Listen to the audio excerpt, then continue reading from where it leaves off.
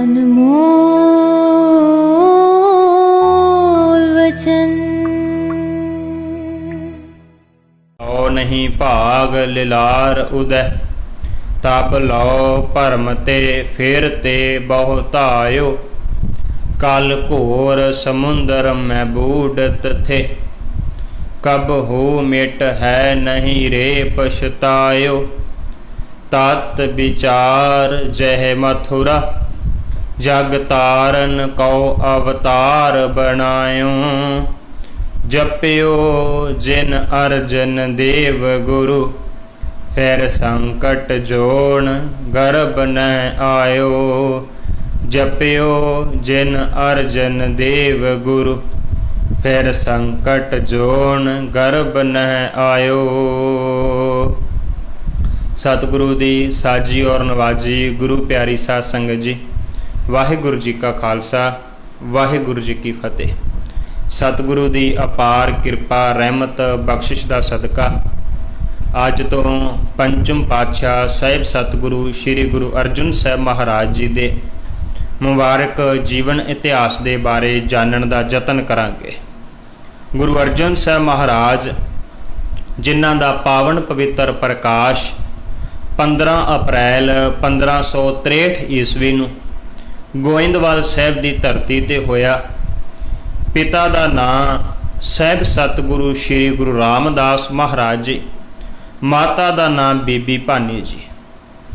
आप जी गोइंदवाल साहिब दी धरती ते रह के ही वड्डे होए। आप जी ने बचपन तो ही अपने नाना गुरु अमरदास महाराज जी की गोद विच बैठ के उन्हां दी गोद विच बैठन दा आनंद माणिया, निग माणिया। गुरु रामदास महाराज जी दे 3 पुत्र सन। सारियां तो वड्डे सपुत्र ने बाबा प्रिथी चंद जी। उन्हां दा ध्यान केवल ते केवल संसारी कम्मां दे विच, चंगे प्रबंधक सन। पर सच ये है प्रबंधक चंगे सन, लेकिन उन्हां दे अंदर ਜਿਹੜਾ धर्म वाला किनका पैदा होना चाहिए सी, ਜਿਹੜਾ आत्मिक रस आना चाहिए सी, वो नहीं आ सकिया। इस करके वो केवल ते केवल चंगे प्रबंधक सन, पर गुरु की आग्ञा नूं चंगी तरह नहीं मन सके, गुरु के हुक्म नूं नहीं समझ सके। दूसरे सन बाबा महादेव जी। बाबा महादेव जी बिल्कुल मस्त सुभाਅ के मालक सन। वो कहते सन, कहते मेरी वालों कुछ भी हुंदा रवे, मैनू इन्हां दे नाल कोई भी लेना देना नहीं है, इन्हां नाल कोई संबंध नहीं है। वो बिल्कुल त्यागी बिरती वाले सन। तीसरे साहिब सतगुरु श्री गुरु अर्जन साहिब महाराज, जिन्हां दे बारे भट्ट साहिबाना ने कहा, कहते तैं जन्मत गुरमत ब्रह्म पछाणियो। कहते हे गुरु अर्जन साहिब महाराज, आप जी ने जन्म तो ही गुरमत दे ब्रह्म नूं पछाण लिया है।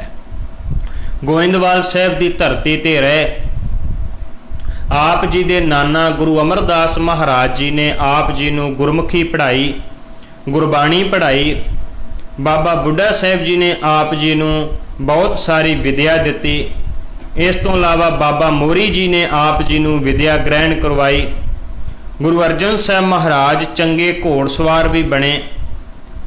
उन्होंने चंगी घोड़सवारी भी सीख लई ते इत्यादिक तरीकों के नाल सारी विद्या दे विच निपुण हो गए। छोटी उम्र दे विच ही जदों गोइंदवाल साहिब की धरती ते रहिंदे सन, उन्हां दियां ऐसियां साखियां ऐसियां घटनावां दा जिक्र मिलता है। एक दिन छोटी उम्र दे विच खेडदे पए सन ते खेडदियां खेडदियां गुरु अमरदास महाराज जी दे लगे हुए संघासन दे कोल जाके उन्हां दे संघासन नूं हथ पा के जदों उपर विछियां होईयां चादरां नूं खिंचिया ते खिंचण दे नाल ही गुरु अमरदास महाराज जी ने सुभावक ही पुछ लिया। कहण लगे कौन है? लागे खड़े बीबी भानी जी ने मुबारक बचन किया। कहण लगे कहंदे आप जी दा दोहता है। ते गुरु अमरदास महाराज कहण लगे कहंदे दोहता बाणी का बोहता। नाले चुकिया अपनी गोद विच रखिया, बहुत सारा प्यार किया सतगुरु गुरु अमरदास महाराज जी ने। इसे तरह दे नाल एक दिन जिस वक्त छोटी उम्र दे विच गुरु अर्जन साहब खेड रहे सन ਤੇ ਖੇਡਦਿਆਂ ਖੇਡਦਿਆਂ ਉਹਨਾਂ ਨੇ ਕੁਝ ਲੰਗਰ ਛਕਣ ਵਾਲੀ ਸੰਗਤ ਦੇ ਕੋਲੋਂ ਥਾਲ ਪਕੜ ਕੇ ਤੇ ਉਥੋਂ ਲੰਗਰ ਨੂੰ ਖਿਲਾਰਨਾ ਸ਼ੁਰੂ ਕੀਤਾ। ਜਿਸ ਵਕਤ ਦੇ ਨਾਲ ਗੁਰੂ ਅਮਰਦਾਸ ਮਹਾਰਾਜ ਜੀ ਦੇ ਪ੍ਰਸ਼ਾਦਾ ਛਕਦੇ ਵਕਤ ਥਾਲ ਨੂੰ ਆਣ ਕੇ ਹੱਥ ਪਾਉਣ ਲੱਗੇ, ਉਦੋਂ ਵੀ ਸਹਿਜ ਸੁਭਾਏ ਹੀ ਗੁਰੂ ਅਮਰਦਾਸ ਮਹਾਰਾਜ ਨੇ ਕਹਿ ਦਿੱਤਾ, ਕਹਿਣ ਲੱਗੇ, ਖੜ ਉਹ ਥਾਲ ਦੇ ਮਾਲਕਾ, ਇਹ ਥਾਲ ਤੇਰਾ ਹੀ ਹੈ, ਪਰ ਸਮਾਂ ਆ ਲੈਣ ਦੇ।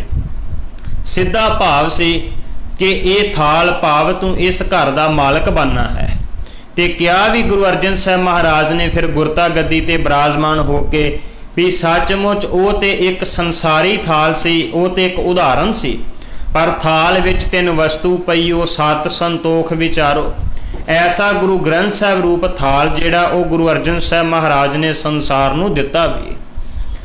ਇਸ ਤਰ੍ਹਾਂ ਦੇ ਨਾਲ ਜਦੋਂ ਫਿਰ ਗੁਰੂ ਅਮਰਦਾਸ ਮਹਾਰਾਜ ਜੋਤੀ ਜੋਤ ਸਮਾ ਗਏ, ਗੁਰੂ ਰਾਮਦਾਸ ਮਹਾਰਾਜ ਗੁਰਤਾ ਗੱਦੀ ਤੇ ਬਿਰਾਜਮਾਨ ਹੋਏ, ਆਪਣੀਆਂ ਅੱਖਾਂ ਦੇ ਨਾਲ ਗੁਰੂ ਅਰਜਨ ਸਾਹਿਬ ਮਹਾਰਾਜ ਨੇ ਦੇਖਿਆ ਕਿਵੇਂ ਪਿਤਾ ਨੇ ਗੁਰੂ ਅਮਰਦਾਸ ਮਹਾਰਾਜ ਦੀ ਸੇਵਾ ਕਰਕੇ ਗੁਰਤਾ ਗੱਦੀ ਦੀ ਪ੍ਰਾਪਤੀ ਕੀਤੀ ਹੈ, ਕਿਵੇਂ ਪਿਤਾ ਨੇ ਟੋਕਰੀਆਂ ਢੋਈਆਂ, ਕਿਵੇਂ ਪਿਤਾ ਨੇ ਗੁਰੂ ਦੀ ਸੇਵਾ ਕੀਤੀ। ਜਦੋਂ ਆਪ ਗੁਰੂ ਰਾਮਦਾਸ ਮਹਾਰਾਜ ਗੁਰੂ ਬਣ ਗਏ, ਗੁਰਤਾ ਗੱਦੀ ਤੇ ਬਿਰਾਜਮਾਨ ਹੋਏ, ਉਸੇ ਤਰ੍ਹਾਂ ਹੀ ਗੁਰੂ ਅਰਜਨ ਸਾਹਿਬ ਮਹਾਰਾਜ ਜੀ ਵੀ ਗੁਰੂ ਘਰ ਦੀ ਸੇਵਾ ਕਰਨ ਲੱਗ ਪਏ। ਜਦੋਂ ਅੰਮ੍ਰਿਤਸਰ ਸਾਹਿਬ ਦੀ ਧਰਤੀ ਤੇ ਅੰਮ੍ਰਿਤ ਸਰੋਵਰ ਤਿਆਰ ਹੋ ਰਿਹਾ ਸੀ, ਜਿੱਥੇ ਬਹੁਤ ਸਾਰੀ ਭੇਟਾ ਆਉਂਦੀ, ਮਾਇਆ ਆਉਂਦੀ, ਉਹਦਾ ਸਾਰੇ ਦਾ ਸਾਰਾ ਪ੍ਰਬੰਧ ਬਾਬਾ ਪ੍ਰਿਥੀ ਚੰਦ ਜੀ ਕਰਦੇ ਸਨ। ਬਾਬਾ ਪ੍ਰਿਥੀ ਚੰਦ ਉਹ ਸਾਰੇ ਦੀ ਸਾਰੀ ਮਾਇਆ ਨੂੰ ਸਾਂਭਦੇ, ਉਹਦਾ ਪ੍ਰਬੰਧ ਕਰਦੇ। ਇਸੇ ਕਰਕੇ ਜਦੋਂ ਮਸੰਦ ਪ੍ਰਥਾ ਕਾਇਮ ਕੀਤੀ ਤੇ ਬਹੁਤ ਸਾਰੇ ਮਸੰਦਾਂ ਦੇ ਨਾਲ ਬਾਬਾ ਪ੍ਰਿਥੀ ਚੰਦ ਜੀ ਦਾ ਸਬੰਧ ਬਣ ਗਿਆ, ਕਿਉਂਕਿ ਮਾਇਆ ਦਾ ਲੈਣ ਦੇਣ ਬਾਬੇ ਪ੍ਰਿਥੀ ਚੰਦ ਕੋਲ ਹੈ ਤੇ ਮਸੰਦ ਆਣ ਕੇ ਜਮ੍ਹਾਂ ਕਰਾਉਂਦੇ ਸਨ। ਬਹੁਤ ਸਾਰੇ ਮਸੰਦ ਜਿਹੜੇ ਬਾਬਾ ਪ੍ਰਿਥੀ ਚੰਦ ਦੇ ਨਾਲ ਜੁੜ ਗਏ, ਪਰ ਗੁਰੂ ਅਰਜਨ ਸਾਹਿਬ ਮਹਾਰਾਜ ਬਿਲਕੁਲ ਨਿਸ਼ਕਾਮ ਹੋ ਕੇ ਬਿਨਾਂ ਸਵਾਰਥ ਤੋਂ ਗੁਰੂ ਘਰ ਦੀ ਸੇਵਾ ਕਰਦੇ ਰਹੇ। ਆਪਣੇ ਗੁਰੂ ਪਿਤਾ ਗੁਰੂ ਰਾਮਦਾਸ ਮਹਾਰਾਜ ਜੀ ਦੇ ਨਾਲ ਲੱਗ ਕੇ ਜਿਹੜੇ ਪ੍ਰਬੰਧ ਵਾਸਤੇ ਸਤਿਗੁਰੂ ਸਾਹਿਬ ਜ਼ਿੰਮੇਵਾਰੀ ਲਾਉਂਦੇ, ਉਸ ਪ੍ਰਬੰਧ ਨੂੰ ਬਾਖੂਬੀ ਤਰੀਕੇ ਦੇ ਨਾਲ ਆਪ ਜੀ ਨਿਭਾ ਦਿੰਦੇ। ਜਿਸ ਵਕਤ ਦੇ ਨਾਲ ਲਾਹੌਰ ਦੇ ਰਹਿਣ ਵਾਲੇ ਸਿਹਾਰੀ ਮਲ ਜੀ ਦਾ ਉਹਨਾਂ ਦੇ ਲੜਕੇ ਦਾ ਵਿਆਹ ਆਇਆ ਤੇ ਉਹਨਾਂ ਨੇ ਆਣ ਕੇ ਗੁਰੂ ਰਾਮਦਾਸ ਮਹਾਰਾਜ ਨੂੰ ਬੇਨਤੀ ਕੀਤੀ। ਇਹ ਉਹੀ ਸੋਢੀ ਕੁਲ ਦੇ ਲੋਕ ਸਨ ਜਿਸ ਵਕਤ ਗੁਰੂ ਰਾਮਦਾਸ ਭਾਈ ਜੇਠਾ ਜੀ ਦੇ ਰੂਪ ਵਿੱਚ ਲਾਹੌਰ ਦੀਆਂ ਗਲੀਆਂ ਵਿੱਚ ਰੁਲਦੇ ਸਨ। ਉਦੋਂ ਸਾਂਭਣ ਵਾਸਤੇ ਕੋਈ ਨਹੀਂ ਆਇਆ, ਉਦੋਂ ਸਹਾਇਤਾ ਕਰਨ ਵਾਸਤੇ ਕੋਈ ਨਹੀਂ ਆਇਆ, ਬਲਕਿ ਜਦੋਂ ਭਾਈ ਜੇਠਾ ਜੀ ਟੋਕਰੀਆਂ ਢੋਂਦੇ ਪਏ ਸਨ ਗੋਇੰਦਵਾਲ ਸਾਹਿਬ ਦੀ ਧਰਤੀ ਦੇ ਉੱਪਰ, ਉਦੋਂ ਵੀ ਇਹਨਾਂ ਸੋਢੀ ਕੁਲ ਦੇ ਲੋਕਾਂ ਨੇ ਆਣ ਕੇ ਕਿਹਾ ਸੀ, ਤੂੰ ਸਾਡਾ ਨੱਕ ਵਢਾ ਕੇ ਰੱਖ ਦਿੱਤਾ ਹੈ। ਪਰ ਜਿਸ ਵਕਤ ਗੁਰੂ ਰਾਮਦਾਸ ਮਹਾਰਾਜ ਗੁਰੂ ਬਣੇ, ਫਿਰ ਉਹੀ ਸੋਢੀ ਕੁਲ ਦੇ ਲੋਕ ਆਣ ਕੇ ਗੁਰੂ ਰਾਮਦਾਸ ਮਹਾਰਾਜ ਨੂੰ ਬੇਨਤੀ ਕਰਕੇ ਕਹਿੰਦੇ ਨੇ, ਸਤਿਗੁਰੂ ਮੇਰੇ ਪੁੱਤਰ ਦਾ ਵਿਆਹ ਹੈ, ਜੇ ਤੁਸੀਂ ਚੱਲ ਕੇ ਆ ਜਾਵੋ ਤੇ ਮਹਾਰਾਜ ਮੇਰੀ ਬੜੀ ਜੈ ਜੈਕਾਰ ਹੋਵੇਗੀ, ਮੇਰਾ ਇੱਕ ਚੰਗਾ ਰੁਤਬਾ ਬਣ ਜਾਏਗਾ ਕਿ ਗੁਰੂ ਰਾਮਦਾਸ ਖੁਦ ਮੇਰੇ ਪੁੱਤਰ ਦੇ ਵਿਆਹ ਦੇ ਉੱਪਰ ਆਏ ਹਨ। ਪਰ ਅੰਮ੍ਰਿਤਸਰ ਦੇ ਚੱਲ ਰਹੇ ਕਾਰਜ ਹੋਣ ਕਰਕੇ ਗੁਰੂ ਰਾਮਦਾਸ ਮਹਾਰਾਜ ਅੰਮ੍ਰਿਤਸਰ ਤੋਂ ਬਾਹਰ ਨਹੀਂ ਸਨ ਜਾ ਸਕਦੇ। ਉਹਨਾਂ ਨੇ ਆਪਣੀ ਥਾਂ ਦੇ ਉੱਪਰ, ਆਪਣੀ ਜਗ੍ਹਾ ਦੇ ਉੱਪਰ ਆਪਣੇ ਪੁੱਤਰਾਂ ਨੂੰ ਭੇਜਣ ਦਾ ਫੈਸਲਾ ਕੀਤਾ। ਸਾਰਿਆਂ ਤੋਂ ਪਹਿਲਾਂ ਗੁਰੂ ਰਾਮਦਾਸ ਮਹਾਰਾਜ ਜੀ ਨੇ ਬਾਬਾ ਪ੍ਰਿਥੀ ਚੰਦ ਨੂੰ ਕਿਹਾ ਕਿ ਪੁੱਤਰ ਮੇਰੀ ਜਗ੍ਹਾ ਦੇ ਉੱਪਰ ਤੁਸੀਂ ਲਾਹੌਰ ਦੀ ਧਰਤੀ ਤੇ ਚਲੇ ਜਾਓ। ਬਾਬਾ ਪ੍ਰਿਥੀ ਚੰਦ ਜਿਨ੍ਹਾਂ ਦੇ ਅੰਦਰ ਕੇਵਲ ਤੇ ਕੇਵਲ ਸਵਾਰਥ ਛੁਪਿਆ ਹੋਇਆ ਸੀ, ਉਹਨਾਂ ਨੇ ਸੋਚਿਆ ਜੇ ਮੈਂ ਚਲਿਆ ਗਿਆ ਤੇ ਮੇਰੇ ਤੋਂ ਮਗਰੋਂ ਕਿਤੇ ਗੁਰਿਆਈ ਕਿਸੇ ਹੋਰ ਨੂੰ ਨਾ ਮਿਲ ਜਾਵੇ। ਉਹਨਾਂ ਨੇ ਅੱਗੋਂ ਸਪਸ਼ਟ ਸ਼ਬਦਾਂ ਵਿੱਚ ਕਹਿ ਦਿੱਤਾ, ਕਹਿਣ ਲੱਗੇ ਇਹ ਸਾਰੇ ਮਾਇਆ ਦਾ ਪ੍ਰਬੰਧ ਮੈਂ ਹੀ ਤੇ ਕਰਦਾ ਹਾਂ, ਜੇ ਮੈਂ ਨਾ ਹੋਇਆ ਤੇ ਇਹ ਗੁਰੂ ਘਰ ਦਾ ਪ੍ਰਬੰਧ ਕੌਣ ਚਲਾਵੇਗਾ, ਕੌਣ ਸਮਝਾਵੇ ਕਿ ਇਹ ਗੁਰੂ ਨਾਨਕ ਦੇ ਘਰ ਦੇ ਵਿੱਚ ਪ੍ਰਬੰਧ ਕਿਸੇ ਇੱਕ ਬੰਦੇ ਦਾ ਨਹੀਂ ਹੈ, ਇੱਕ ਮਨੁੱਖ ਦਾ ਨਹੀਂ ਹੈ। ਇੱਥੇ ਤੇ ਗੁਰੂ ਨਾਨਕ ਦੇ ਘਰ ਦੀ ਸੇਵਾ ਗੁਰੂ ਕੇ ਸਿੱਖਾਂ ਕਰਕੇ ਚੱਲਦੀ ਹੈ, ਕਿਸੇ ਇੱਕ ਬੰਦੇ ਕਰਕੇ ਨਹੀਂ ਚੱਲਦੀ। गुरु रामदास महाराज जी ने बाबा महादेव जी नूं कहा कि तुसीं चले जाओ। बाबा महादेव कहन लगे उही लोग हन जिन्हां ने कदे तुहानूं सांभिया नहीं सी, अज तुहाडे कोल आ गए हन कि तुसीं साडे घर आओ। मैं भी नहीं जा सकदा। उस वक्त गुरु अर्जन साहब महाराज नूं हुक्म होया कि पुत्र जी तुसीं चले जाओ। ते सच ये है, गुरु अर्जन साहब महाराज ने हाथ जोड़े, हाथ जोड़ के एक गल कही, सतगुरु पिता जी अज तुसीं मैनू बड़े खुशी दे कारज वास्ते भेजदे पे हो ते मैं प्रसन्न हो के जावांगा। जेकर तुसीं मैनू सीस देण वास्ते भी लाहौर दी धरती ते तोर देवो मैं तां भी कदे इनकार नहीं करांगा। जान गए सन गुरु रामदास महाराज सचमुच एक दिन इस मनुखता की खातर, इस मानवता की खातर सीस देण वास्ते भी लाहौर जाना पैना है। गुरु अर्जन साहब महाराज जी ने हुक्म मन्निया ते गुरबाणी का फैसला ही यह है कि हुक्म मन्निया होवे प्रवान तां खसमे का महल पाए सी। गुरु का हुक्म मनना, गुरु नूं जवाब देना नहीं। जेड़े अगों गुरु नूं जवाब देंदे हन वो कदाचित वास्ते चाकर नहीं हो सकते।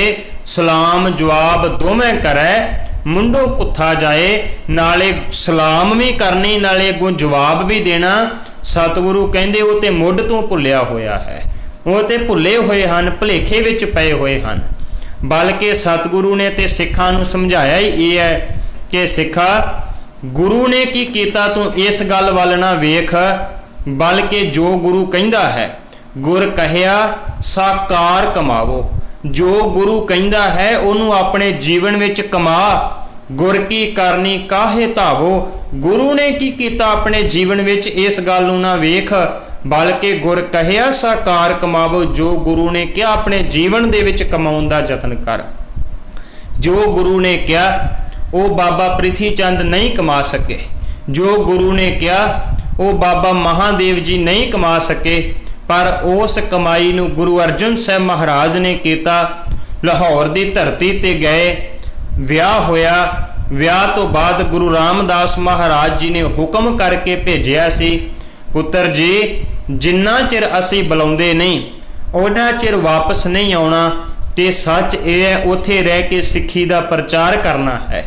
इवें कीता गया। गुरु अर्जन साहब महाराज लाहौर दी धरती ते रहे, उत्थे रह के सिੱਖੀ दा प्रचार करते रहे। लम्मा समा बतीत हो गया। एक दिन गुरु अर्जन साहब महाराज जी ने एक चातरक दी फोटो बना के गुरु दरबार विच भेजी, भाव के हे सतगुरु मैं आप जी दे दर्शन करने लोचदा हाँ। बड़ा मन अंदर वैराग बिरहा दे विच पए हुए। इधर बाबा प्रिथी चंद सोचते हैं कि शायद मैं नेड़े रहन करके गुरियाई ते मैं बैठ जावांगा, पर कौन समझावे कि ये शरीरक नेड़ा कोई नेड़ा नहीं है, बल्कि शरीरक तौर ते कोल हुंदे हुए भी गुरु तो दूर चले गए। दूसरे पासे लाहौर दी धरती ते बैठे हुए भी गुरु अर्जन साहब महाराज गुरु रामदास महाराज जी दे मन दे नेड़े हुंदे गए, उन्हां दे कोल हुंदे गए।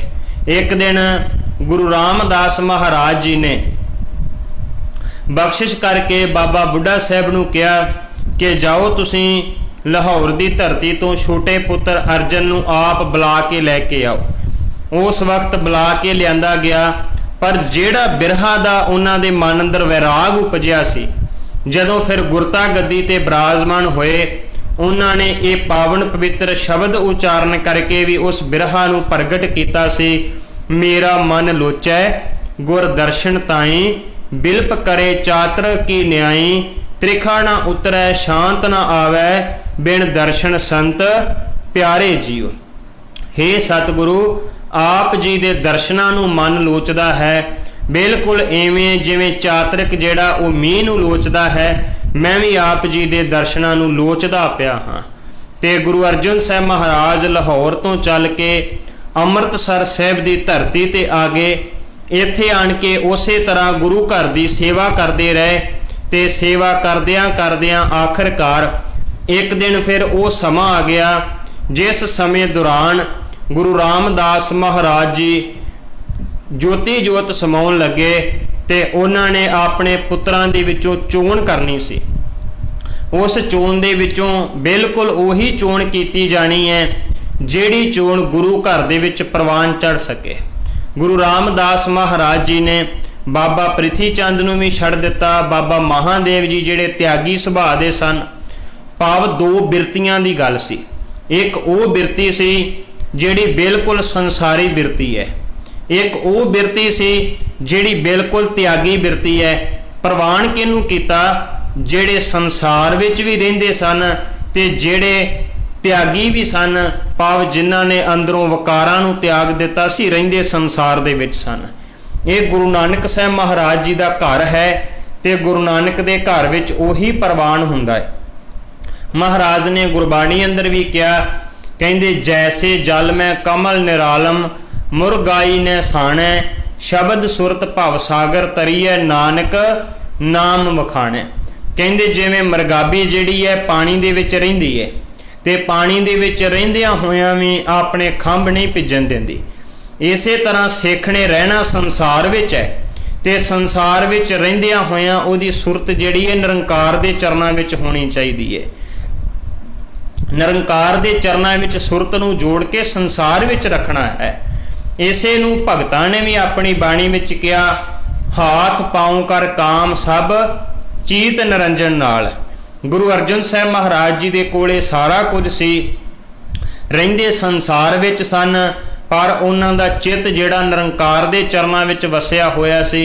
नानक सतगुर भेटिए पूरी होवै जुगत, हसंदियां खलंदियां पहनांदियां खवंदियां विचै होवै मुक्त। इस बिरती दे उपर गुरु अर्जन साहब महाराज खरे उतरे सन ते उस वक्त गुरु रामदास महाराज जी ने ऐलान किया कि साडे तो बाद गुरु अर्जन साहब महाराज गुरता गद्दी दे उपर शोभाएमान होणगे। जदों इस गल का ऐलान किया गया, बाबा प्रिथी चंद जी जिहड़े सन वो बड़े कुरलाए, उन्होंने रौला पाउणा शुरू किया। गुरु रामदास महाराज जी दे नाल झगड़ा भी किया। कहंदे मैं सब तो वड्डा प्रबंधक, मैं चंगे प्रबंध नूं जिहड़ा वो संभालण वाला चलाउण वाला, पर यह की होया, मैनूं वड्डे नूं छड्ड के छोटे नूं गुरता गद्दी दे उपर बिठा दिता गया। जदों बाबे प्रिथी चंद ने झगड़ा खड़ा किया, गुरु रामदास महाराज ने बहुत समझाया, पुत्र ये गुरु नानक साहब महाराज जी दे घर दा तख्त, ये गुरता गद्दी दी जिम्मेवारी ये अपनी मर्जी दे नाल नहीं बल्कि अकाल पुरख वाहिगुरु करते दी मर्जी दे नाल प्राप्त हुंदी है।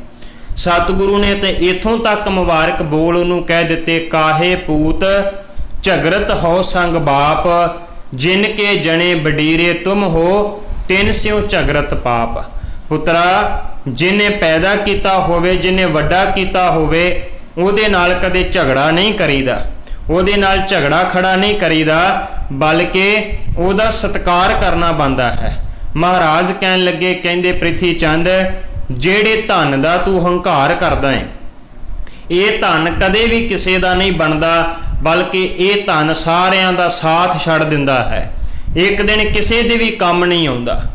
पर बाबा प्रिथी चंद ना समझ सके, बल्कि दो बिरतियां नूं त्याग दिता, दो बिरतियां नूं छड्ड के जिहड़ी संसार विच रहिंदियां होइयां निरंकार दे चरनां विच लगी बिरती गुरु अर्जन साहब महाराज जी सन, उन्हां नूं गुरता गद्दी दे उपर विराजमान कीता ते आप गुरु रामदास महाराज अमृतसर तो चल के गोइंदवाल साहब की धरती ते चले गए। नाल ही गुरु अर्जन साहब महाराज जी नूं लैके गए। गुरियाई ते विराजमान करन तो बाद आप गुरु रामदास महाराज जी ज्योति जोत समा गए, जिन्हों भट्ट साहबान ने कहा देवपुरी में गयो आप परमेश्वर भायो। कहन लगे अकाल पुरख वाहिगुरु जी के घर विच जाके विराजमान हो गए ते आप अकाल पुरख वाहिगुरु ने हर संघासन दियो श्री गुर तह बैठायो, बल्कि अकाल पुरख वाहिगुरु ने अपना संघासन दे के गुरु रामदास महाराज जी नूं उहदे उपर बिठा दिता ते नाल ही एक मुबारक बचन किया भट्ट साहबाना ने। वो कहंदे ने जिवें गुरु रामदास महाराज ने संसार नूं तारिया, जिवें गुरु रामदास महाराज जी ने नाम दे नाल लोकां दे पाप कटे, हुण वो सारा कुछ करन वास्ते छतर सिंघासन पृथ्वी ਗੁਰ ਅਰਜਨ ਕੋ ਦੇ ਆਇਓ। ਹੁਣ ਉਸ ਸਿੰਘਾਸਨ ਦੇ ਉੱਪਰ ਗੁਰੂ ਅਰਜਨ ਸਾਹਿਬ ਮਹਾਰਾਜ ਨੂੰ ਬਿਰਾਜਮਾਨ ਕੀਤਾ ਗਿਆ। हे ਸਿੱਖ ਜਗਤ, ਇਸੇ ਤਰ੍ਹਾਂ ਦੇ ਨਾਲ ਆ ਸੰਸਾਰ ਨੂੰ ਛੱਡ, ਕੇਵਲ ਮਾਇਆ ਦੇ ਧੰਦਿਆਂ ਨੂੰ ਛੱਡ, ਤੇ ਇਹ ਮਾਇਆ ਦੇ ਧੰਦਿਆਂ ਦੇ ਨਾਲ ਇਹ ਵੀ ਮਤਾ ਸੋਚ ਕੇ ਮੈਂ ਤਿਆਗੀ ਹੋ ਗਿਆ, ਇਹ ਵੀ ਬਿਰਤੀ ਨੂੰ ਛੱਡ, ਸੰਸਾਰ ਵਿੱਚ ਰਹਿੰਦਿਆਂ ਹੋਇਆਂ ਗੁਰੂ ਦੇ ਹੁਕਮ ਨੂੰ ਮੰਨ, ਗੁਰੂ ਦੇ ਹੁਕਮ ਨੂੰ ਮੰਨ ਕੇ ਗੁਰੂ ਅਰਜਨ ਸਾਹਿਬ ਮਹਾਰਾਜ ਦੀ ਤਰ੍ਹਾਂ ਗੁਰੂ ਦੀ ਟਹਿਲ ਕਰ। ਫਿਰ ਗੁਰੂ ਨਾਨਕ ਸਾਹਿਬ ਮਹਾਰਾਜ ਜੀ ਦੇ ਘਰ ਦੀ ਪ੍ਰਸੰਨਤਾ ਤੈਨੂੰ ਪ੍ਰਾਪਤ ਹੋਵੇਗੀ, ਜਿਵੇਂ ਗੁਰੂ ਅਰਜਨ ਸਾਹਿਬ ਮਹਾਰਾਜ ਜੀ ਨੂੰ ਪ੍ਰਾਪਤ ਹੋ ਗਈ ਤੇ ਗੁਰਤਾ ਗੱਦੀ ਤੇ ਸ਼ੁਭਾਇਮਾਨ ਹੋ ਗਏ। ਆਪਾਂ ਉਹਨਾਂ ਗੁਰੂ ਸਾਹਿਬਾਨ ਦੇ ਪਾਏ ਪੂਰਨਿਆਂ ਤੇ ਚੱਲਣ ਦਾ ਯਤਨ ਕਰੀਏ, ਸਿੱਖ ਬਣੀਏ, ਅੰਮ੍ਰਿਤ ਛਕੀਏ, ਗੁਰੂ ਵਾਲੇ ਬਣ ਕੇ, ਸਿੱਖ ਬਣ ਕੇ ਆਪਣੇ ਮਨੁੱਖਾ ਜੀਵਨ ਨੂੰ ਸਫਲ ਬਣਾ ਸਕੀਏ। ਇੰਨੀਆਂ ਬੇਨਤੀਆਂ ਪ੍ਰਵਾਨ, ਭੁੱਲ ਚੁੱਕ ਦੀ ਖਿਮਾ, ਅੱਗੇ ਵਾਸਤੇ ਸਮਤ ਬਖਸ਼ਣੀ। ਵਾਹਿਗੁਰੂ ਜੀ ਕਾ ਖਾਲਸਾ, ਵਾਹਿਗੁਰੂ ਜੀ ਕੀ ਫਤਿਹ। अनमोल वचन